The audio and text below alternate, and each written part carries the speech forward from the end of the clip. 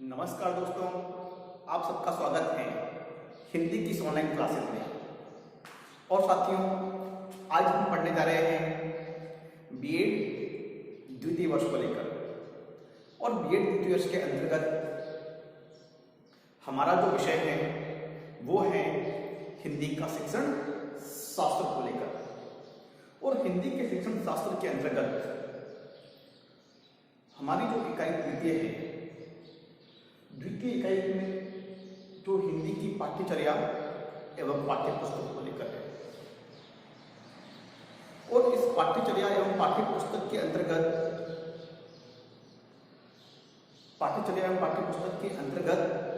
आज का जो हमारा प्रकरण है वो प्रकरण है क्षेत्रीय साहित्यकारों की जीवनी। क्षेत्रीय साहित्यकारों की जीवनी, व्यक्तित्व एवं उनका कर्तृत्व। तो साथियों, इस जो प्रकरण है उस प्रकरण को लेकर हम हिंदी की पाठ्य पुस्तक में इनका क्या महत्व है उसको लेकर हम आगे बढ़ेंगे। तो साथियों, इस प्रकरण के विषय में हमने पूर्व की वीडियो व्याख्यानों में भी चर्चा की है। और इससे पूर्व की वीडियो व्याख्यान में हमने भक्ति काल के कवि कबीर के बारे में, जीवन परिचय के बारे में हमने अध्ययन किया है। तो इस प्रकरण एवं इस इकाई के अंतर्गत हम महत्वपूर्ण हिंदी के उन महान कवियों एवं लेखकों को लेकर चर्चा को लेकर रूबरू होंगे।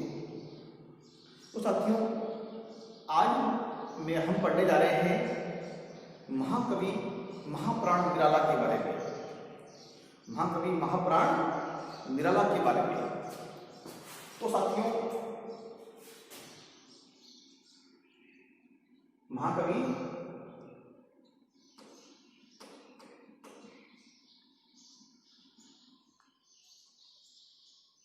सूर्यकांत त्रिपाठी निराला, सूर्यकांत त्रिपाठी निराला के बारे में।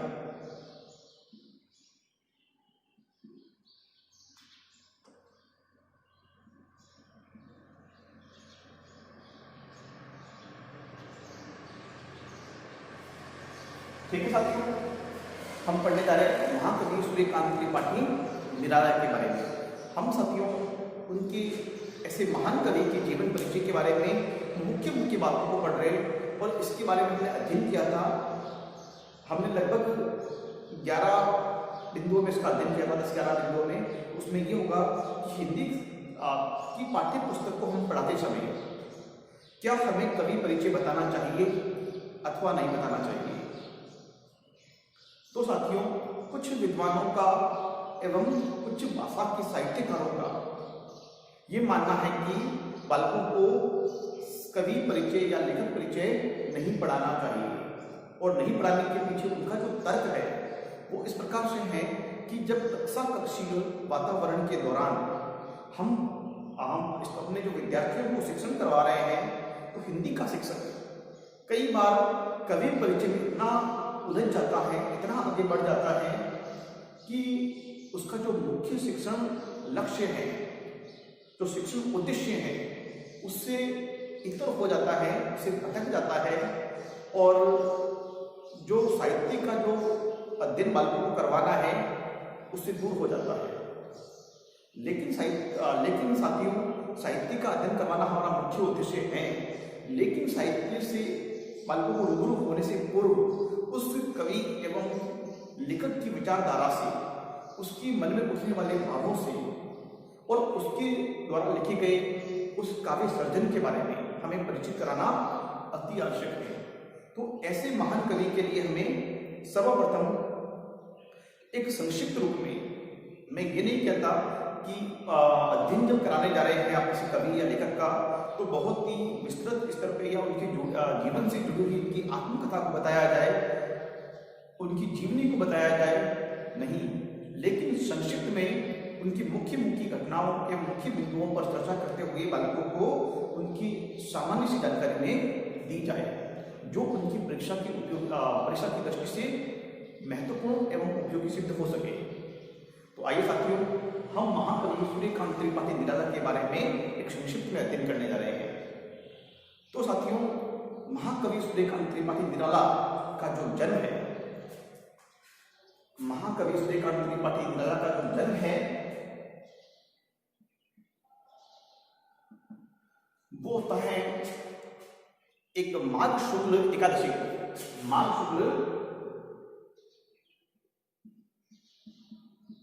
शुक्ल एकादशी को संवत 1955 और ईस्वी सन गिनते हैं हम, ईस्वी सन। तो ईस्वी सन आप मान लीजिए 1896, ईस्वी सन माने तो 1896 के आसपास। तो साथियों 1896 में उनका जन्म होता है और उनका जन्म, जो कुछ लोग मानते हैं कि उनका जन्म जैसे बसंत पंचमी के आसपास मानते हैं, ठीक है साथियों। लेकिन बसंत पंचमी के आसपास मानने का जो कारण है वो उन्होंने बसंत पंचमी से मानना शुरू किया था किसी विशेष बात को लेकर। लेकिन उनका जो जन्म है वो प्रमाणित स्रोतों के आधार पर मैं बताना चाहूंगा कि एकादशी, माघ शुक्ल एकादशी को संवत 1955, लेकिन ईस्वी सन में माने तो 1896, किसी किसी किताब में 1897 दिया जाता है। तो 1896 उनका जन्म हुआ था। तो उनका जन्म साथियों रविवार को हुआ था। किसी किताब में माना गया है कि रविवार को हुआ था, किसी का मानना है कि मंगलवार को हुआ था, लेकिन साथियों मैं कहता हूं उनका जन्म मंगलवार को हुआ था। और जन्म कुंडली बनाने वाले पंडित ने उनका नाम सरजू कुमार रखा था। उनका नाम रखा था सरजू कुमार, और उन्होंने ये नाम आगे चलकर 1917 या 18 में उन्होंने अपना नाम परिवर्तन करके सूर्यकांत रख दिया स्वयं ने। तो साथियों उनका जो अब आता है जन्म स्थान के बारे में, तो उनका जन्म तो हो गया 1955 ईस्वी संवत में, और ईस्वी सन गिने तो 1896 में होता है, ठीक है साथियों। अब बात आता है उनके जन्म स्थान को लेकर। तो उनका जो जन्म स्थान है, जन्म स्थान वो है बंगाल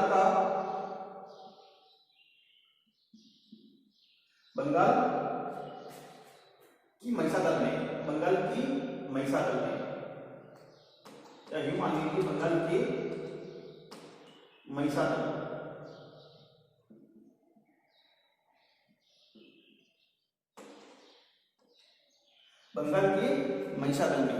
बंगाल में एक जिला है महिसादल, उसी गांव में उनका जन्म हुआ था।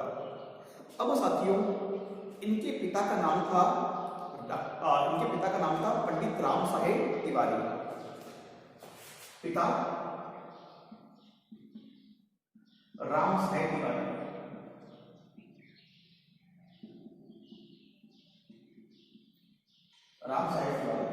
और जो राम साहेब तिवारी उनके पिताजी जो थे वो थे उत्तर प्रदेश में जिला है उन्नाव के नाम से। और उन्नाव में जिले की एक तहसील है जिसका नाम है बैसवाड़ा, और बैसवाड़ा में एक गांव है जिसका नाम है गढ़पुरा।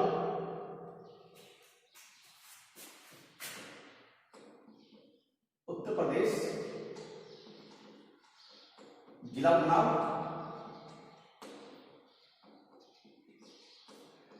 तहसील बैसवाड़ा, ग्राम उनका गढ़पुरा।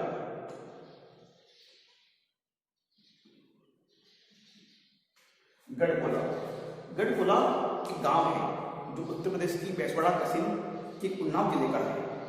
और वहां के रहने वाले पंडित राम साहेब तिवारी थे, और वो उनका एक सैनिक की नौकरी करते थे।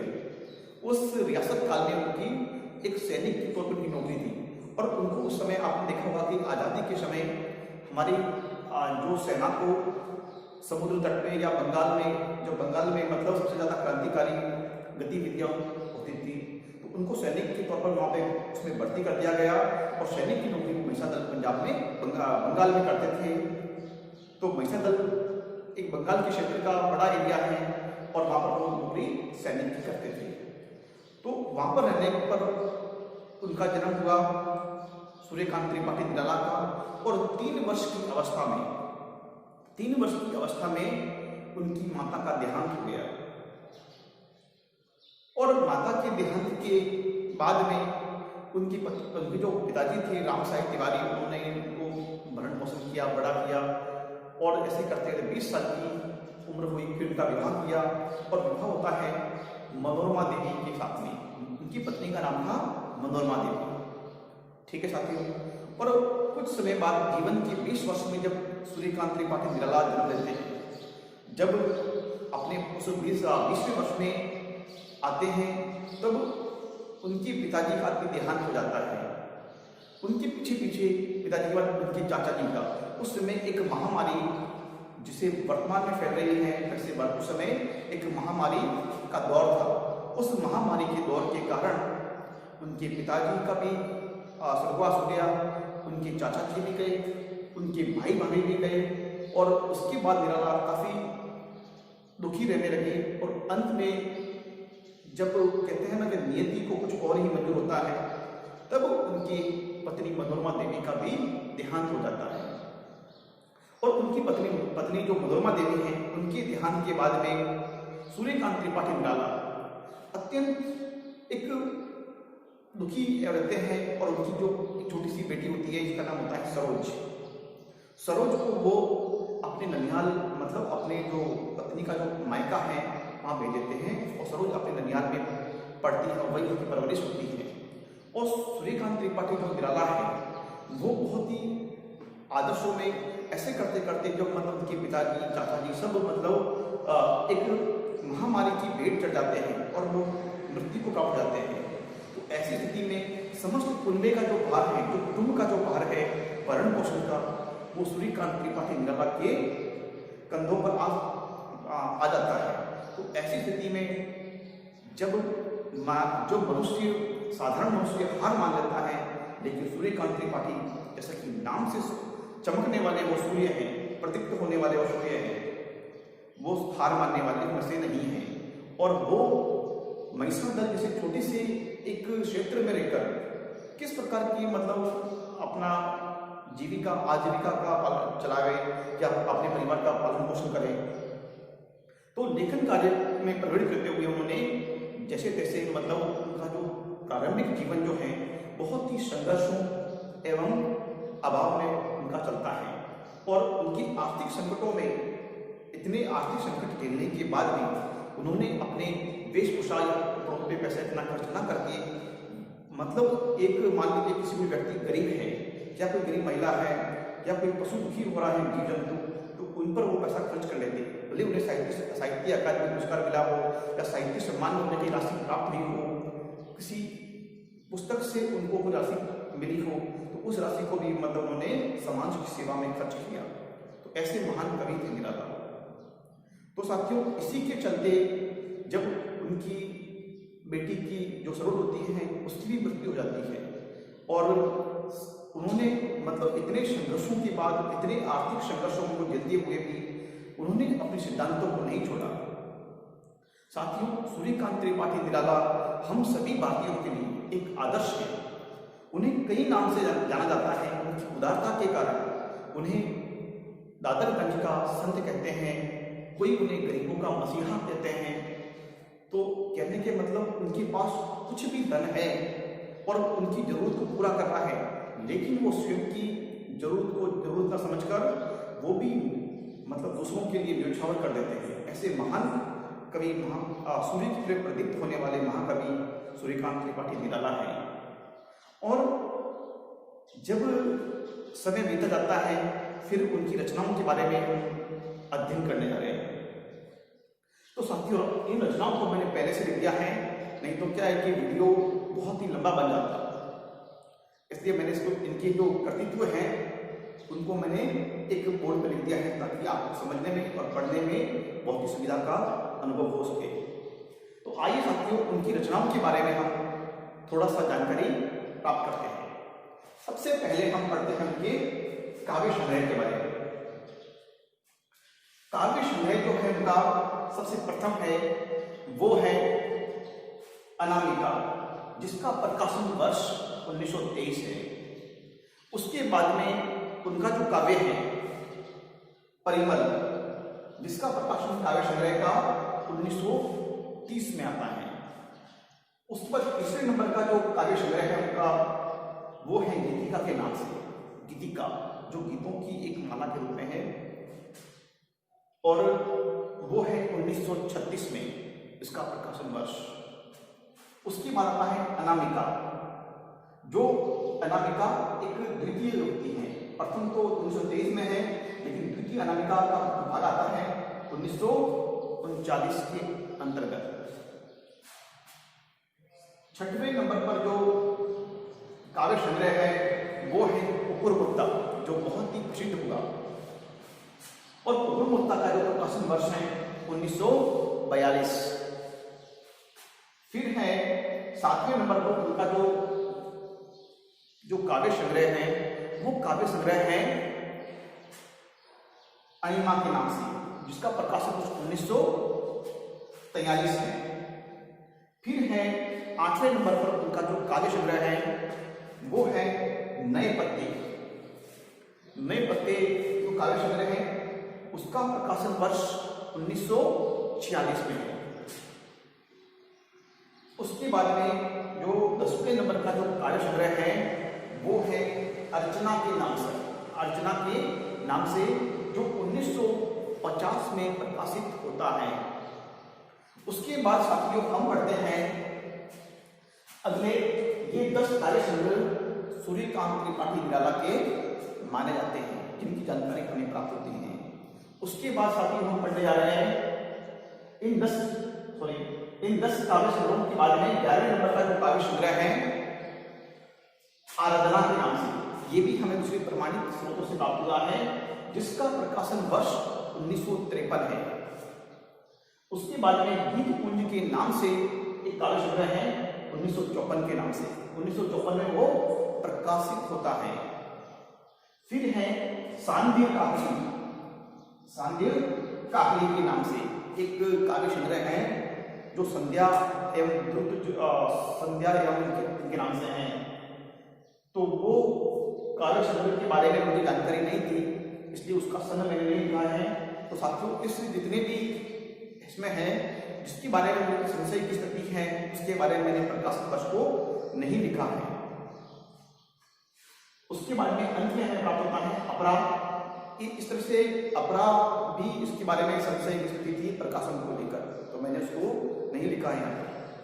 तो हमारे पास में महाप्राण निराला के 14 काव्य संग्रह प्राप्त होते हैं। अब हम आते हैं महाप्राण निराला के द्वारा लिखी गई उपन्यास कौन कौन से हैं। उनका जो प्रथम उपन्यास है वो है अप्सरा के नाम से, जो 1931 में प्रकाशित होता है। फिर है अलका के नाम से। अलका की जो उपन्यास है वो 1933 में प्रकाशित होता है। फिर है तीसरे नंबर पर प्रभावती। प्रभावती जो उपन्यास है वो 1936 में प्रकाशित होता है। नंबर 4 पे जो उपन्यास है वो है निरुपमा के नाम से। निरुपमा एक उपन्यास का नाम है, और वो भी 1936 में प्रकाशित होता है। फिर है एक 5वें नंबर पे उपन्यास जिसका नाम है कुल्ली भाट के नाम से, और वो प्रकाशित होता है 1938 और 39 के मध्य में। फिर 6वें नंबर का जो उपन्यास है उसका नाम है बिल्ली सूर बकरिया। बिल्लीसुर बकरीहा, और इसका जो प्रकाशन वर्ष है वो है 1942 के आसपास, 42 में। फिर 7वें नंबर का जो उपन्यास है इनका महाप्राण निराला का, वो है चोटी की पकड़, 1946 में, जब स्वतंत्रता का दौर चल रहा था। और 8वें नंबर पे जो उनका उपन्यास है काले कारनामे, 1950 में प्रकाशित हुआ था, लेकिन वो अपूर्ण था, प्रकाशित तो कर दिया लेकिन वो पूरी तरह से लिख नहीं पाए थे। फिर है 90 नंबर पे जो उपन्यास है उसका नाम है चमेली, वो भी अपूर्ण रहा। और 10वें नंबर का जो उपन्यास था वो था इंदुलेखा, वह भी अपूर्ण रहा। अब आते हैं हम महाप्राण निराला के द्वारा लिखे गए कहानी संग्रह। ऐसे कौन कौन से कहानी संग्रह हैं जिनका सर्जन महाकवि महाप्राण निराला ने किया है। तो प्रथम इनका जो कहानी संग्रह में प्राप्त होता है तो वो है लिली के नाम से, लिली, जो 1934 में प्रकाशित हुआ था। दूसरा जो कहानी संग्रह हमें जो प्राप्त होता है वो है सखी के नाम से। सखी के नाम से जो कहानी संग्रह है वो 1935 में प्रकाशित होता है। नंबर तीसरा जो कहानी संग्रह है इनका वो है शकुल की बीवी, 1941 में प्रकाशित होता है। फिर नंबर 4 पे जो उपन्यास है और वो है चतुरी चमार के नाम से, चतुरी चमार के नाम से, जिसका प्रकाशन वर्ष है 1945। और इसके बारे में साथियों में बता दूं कि जो हमारा सखी जो कहानी संग्रह है 1935 में जो प्रकाशित हुआ था, उसके पात्रों का संयोजन करके नाम बदलकर उसे फिर से प्रकाशित कहानी संग्रह को प्रकाशित किया गया है चतुरी चमार के नाम से। अब 5वें नंबर का जो हमारा कहानी संग्रह महाप्राण निराला के द्वारा सृजित है वह है देवी के नाम से। देवी जो कहानी संग्रह है वो लिखा गया था 1948 में, 1948 में। ये पूर्व में जो प्रकाशित कहानी संग्रह है उनको आधार मानते हुए उन्होंने उसका सर्जन किया था। और अंत में एक कहानी लिखी थी इन्होंने जानकी के नाम से। तो ये एक मात्र उनकी केवल कहानी है, एक कहानी संग्रह नहीं है, जानकी एक कहानी है। स्थान नहीं होने के कारण मैंने इसे यहां लिखा है। तो हमने 3 सर्जन के बारे में पढ़ा। पहला पढ़ा हमने काव्य संग्रह के बारे में, दूसरा पढ़ा हमने उपन्यास के बारे में, तीसरा पढ़ा उनके द्वारा प्रकाशित कहानी संग्रह के बारे में। अब हम पढ़ने जा रहे हैं उनके द्वारा लिखित पौराणिक कथानक कौन कौन से हैं। ऐसे कौन से पौराणिक कथानक हैं जिनका सर्जन महाप्राण निराला के द्वारा किया गया। पौराणिक कथानक लिखा था उन्होंने महाभारत के नाम से 1939 में। फिर लिखा था रामायण की अंतरकथाएं, रामायण की अंतरकथाएं के नाम से 1956 में। फिर उनके द्वारा बाल साहित्य जो बालकों के लिए बहुत ही उपयोगी होता है और उपयोगी उस वक्त बहुत सिद्ध हुआ और आज भी उसकी जो बहुत ही ज़्यादा महत्वपूर्ण मानी जाती है बालकों के लिए नीति कथाएं। तो बालोपयोगी साहित्य है उनका भक्त ध्रुव के नाम से 1926 में प्रकाशित होता है बाल साहित्य। दूसरे नंबर पे भक्त प्रहलाद के नाम से 1926 में प्रकाशित होता है। भीष्म के नाम से भी उनका बाल साहित्य मिलता है 1926 में प्रकाशन वर्ष उसका। और उसके बाद मिलता है चौथे नंबर का जो बाल साहित्य है चतुर्थ नंबर पर वो है महाराणा प्रताप के नाम से 1927 में उसका प्रकाशन होता है। फिर 5वें नंबर का जो बाल साहित्य है वो भी बहुत महत्वपूर्ण है। उसमें लिखा हुआ वो कहानियाँ का सब कुछ कहानियाँ हैं बाल साहित्य के नाम से या नीति कथाओं के नाम से, जिसका नाम था सीख भरी कहानियाँ।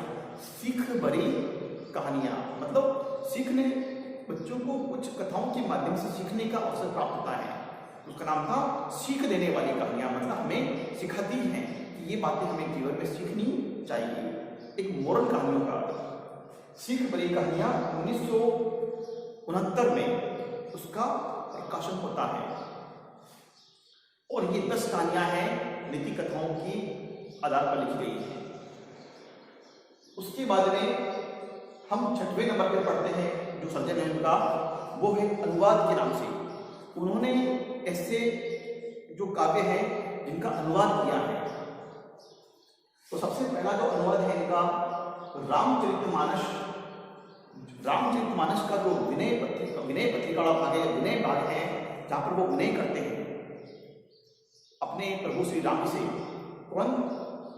तुलसीदास जी। और तुलसीदास जी से बहुत ज़्यादा प्रभावित थे सूर्यकांत त्रिपाठी निराला एवं स्वामी विवेकानंद, और ये गुरु रामकृष्ण परमहंस और रविंद्रनाथ टैगोर उनके जीवन के आदर्श थे।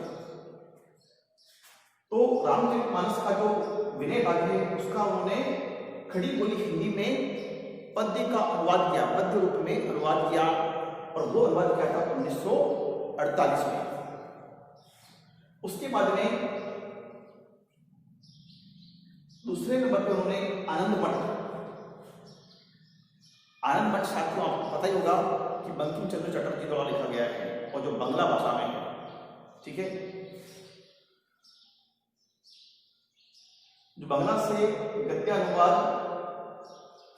बांग्ला से उन्होंने गद्य में उसका अनुवाद किया है। फिर है अगला विश्व वृक्ष के नाम से उन्होंने एक रचना की, उसका अनुवाद किया। फिर कृष्णकांत का वसीयतनामा, यह भी अनुवादित रचना है। फिर कपाल कुंडला, ये भी उनका एक अनुवादित रचना है। 7वें नंबर का है दुर्गेश नंदिनी। आपने कभी पढ़ा होगा शरत चंद्र की जो रचना है दुर्गेश नंदिनी, जो मतलब बांग्ला भाषा में लिखी है, उनका उन्होंने अनुवाद किया खड़ी बोली में। राज सिंह की एक रचना है, उसका भी उन्होंने अनुवाद किया। राज रानी के नाम से एक रचना की, उसका भी उन्होंने अनुवाद किया। और देवी चौधरानी के नाम से एक काव्य था जिसका उन्होंने अनुवाद किया। जुमला उंगुलिय, ये भी एक रचना थी जिनका उन्होंने अनुवाद किया। फिर है चंद्रशेखर के नाम से, ये भी अनुवादित रचना है उनकी, महाप्राण निराला की। फिर है अंत में उनकी जो रचना है मिलती है रजनी के नाम से, और रजनी के नाम से उन्होंने इसका रचना को उन्होंने अनुवादित किया था। फिर एक अंत में हम देखते हैं श्री कृष्ण वचनामृत। महाप्राण निराला विवेकानंद के उपदेशों से एवं महाभारत के आख्यान से बहुत ज़्यादा प्रभावित थे और उनके आदर्शों को अपने जीवन में उन्होंने अपनाए थे, उनके आदर्शों को चलते थे। तो और उन्होंने साथियों में आपको इम्पोर्टेंट बात बताना चाहूँगा कि रामकृष्ण परमहंस आश्रम में रहकर ही समन्वय पत्रिका का जो संपादन किया था। समन्वय पत्रिका जो उनके द्वारा प्रकाशित थी, उनका जो संपादन था वो रामकृष्ण परमहंस आश्रम में रहते हुए उन्होंने वहां से उसको संपादित किया था। तो श्री कृष्ण वचनामृत, श्री कृष्ण के द्वारा श्री कृष्ण ने कुरुक्षेत्र में जो गीता का ज्ञान दिया है, उस गीता के ज्ञान के माध्यम से तो उन्होंने उस गीता के ज्ञान को 3 खंडों में जो मतलब लिखकर उसका प्रकाशित किया है। तो उसका जो श्री कृष्ण की वचन रूपी जो अमृत है, वाणी रूपी जो अमृत है, जो गीता के ज्ञान के रूप में समस्त संसार को जो उन्होंने भगवान ने जो दिया है, उस वचन रूपी अमृत का जो साहित्य सर्जन करके महाप्राण निराला ने 3 खंडों में किया।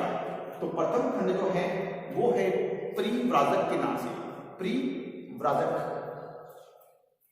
और दूसरा जो खंड है उसके अंतर्गत उन्होंने लिखा भारत में विवेकानंद। भारत में विवेकानंद के जो मतलब भाषणों में गीता के उपदेशों को दिया जाना है, उन बातों को वहां पर उन्होंने शामिल किया है। तीसरा जो खंड है उनका वो है राजयोग के नाम से। उसमें भी कृष्ण के द्वारा दिए गए उपदेशों का अनुवाद किया है।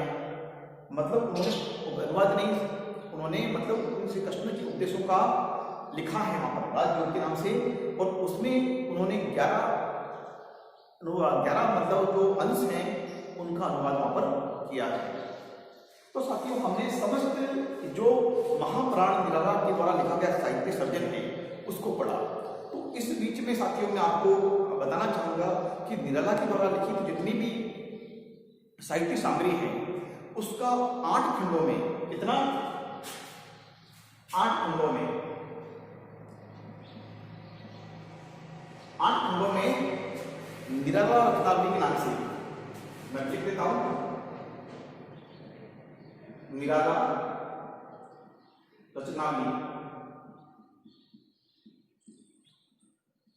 के नाम से प्रकाशन हुआ है। निराला रत्नावली के नाम से प्रकाशन हुआ है। उनकी व्यवस्थित रचनाओं को उसमें लिखकर जितने द्वारा उनका साहित्य सृजन किया गया है वो 8 खंडों में प्रकाशित हुई और सारे उनकी रचनाओं को 8 खंडों में प्रकाशित करके 1983 में प्रकाशित किया गया। 1983 में प्रकाशित।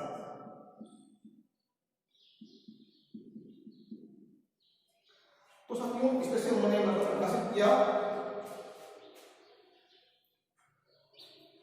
और अन्य साहित्य सर्जन में भी बहुत अपना योगदान दिया। तो साथियों, आपने महाप्राण निराला के बारे में संक्षिप्त में हमने अध्ययन यहाँ पे बताया है। तो साथियों, अब ये मान लीजिए कि महाप्राण निराला न केवल संत है, यहाँ तक कि इनके बारे में ये भी माना जाता है कि महाप्राण निराला छायावाद के महेश कहे जाते हैं, रुद्र कहे जाते हैं कि उन्होंने छायावाद की रचनाओं को एक नए आयाम दिए, साहित्य को नए आयाम दिए। और इनकी रचनाओं को, इनके जो जीवन का जो काल है वो कितने मतलब कठिन परिस्थितियों में, कितने आर्थिक संकटों में, संघर्षों में बीता है। और ऐसे संघर्षों को झेलते हुए उन्होंने अपने जीवन के अमूल्य सिद्धांतों को कभी किसी के सामने गिरवी नहीं रखा और उन्होंने अपने सिद्धांतों के साथ में, अपने संस्कारों के साथ में एवं अपने एक मानवीय उदारता के साथ में कभी भी उन्होंने समझौता नहीं किया और अपने संस्कारों को, अपने सिद्धांतों को कभी झुकने नहीं दिया। तो ऐसे महाप्राण निराला अमर रहे। और महाप्राण निराला के बारे में मैं कहूँगा कि उनका जो अंतिम जीवन का अंतिम समय है वो इलाहाबाद में बीता। इलाहाबाद में एक मोहल्ला है दारागंज। दारागंज में एक राय साहब की कोठी थी। राय साहब उस वक्त वहाँ के नवाब रहे होंगे। उनकी कोठी में रहते हुए 15 अक्टूबर उनकी जो मृत्यु है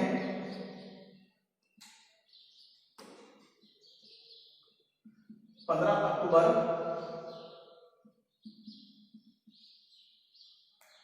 1961 15 अक्टूबर 1961 में उनका निधन हो जाता है। और उनकी रचनाएं, उनके जो संस्कार हैं, उनके सिद्धांत हैं, हमें जीवन में हम भारतीयों के लिए विशेष महत्व के रहेंगे। और महाकवि जो है सूर्यकांत त्रिपाठी निराला, ये हिंदी साहित्य जगत के हमेशा एक अमरता को प्राप्त है। तो साथियों, आज के लिए इतना ही। हम फिर मिलेंगे अपने वीडियो व्याख्यान में। तब तक के लिए बहुत बहुत धन्यवाद। जय हिंद, जय भारत।